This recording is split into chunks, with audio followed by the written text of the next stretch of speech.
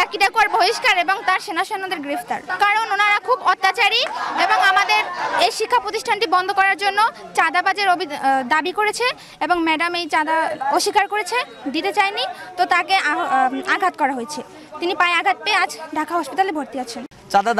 চাঁদা না দেওয়ার কারণে জাকির ডাকুয়া তার সন্ত্রাসী বাহিনীদের দ্বারা এই কোচিং সেন্টার ভাঙচুর করে এবং নীলিমা ম্যাডামকে মারধর করে এবং ছাত্রদের এবং শিক্ষকদের মারধর করে। আমরা চাই এই যে যারা সন্ত্রাসী বাহিনী এবং চাঁদাবাজের এই চরাদি ইউনিয়নের চাঁদাবাজির সিন্ডিকেটের মূল হোতা জাকির ডাকুয়ার গ্রেপ্তার এবং বহিষ্কার চাই। এবং সেই সাথে প্রশাসনকে আমি বলতে চাই 72 ঘন্টা অতিক্রম হওয়ার পরেও চাঁদাবাজি মামলার আসামি, শারীরিক লাঞ্ছিত মামলার আসামি, শ্লীলতা হানি মামলার আসামি অন্যতম আসামি জাকির ডাকুয়া সহ জাকির ডাকুয়ার গংরা কেন এখনো রাস্তাঘাটে বুক ফুলিয়ে ওপেনে ঘুরে বেড়ায়? মানে ম্যামের গায়ে আঘাত করেছে তার ছেলেরা, তার সৈন্যদলরা, তাই আমরা চাই যাতে তাকে গ্রেফতার করা হয়। ওই যে চাঁদা চায়, তারা চায় আমাদের এইটা মানে কোচিং সেন্টারটা বন্ধ হয়ে যাক, কিন্তু আমরা সেটা চাই না, কারণ আমাদের জ্ঞানের জন্য আমরা কোচিং সেন্টারে এসেছি, সেজন্য আমরা চাই কোচিং সেন্টারটা চলুক। ম্যাম সেটারই বলছিলেন যে না আমরা দেবো না চাঁদা, সেজন্য ম্যামকে মারা হয়েছে।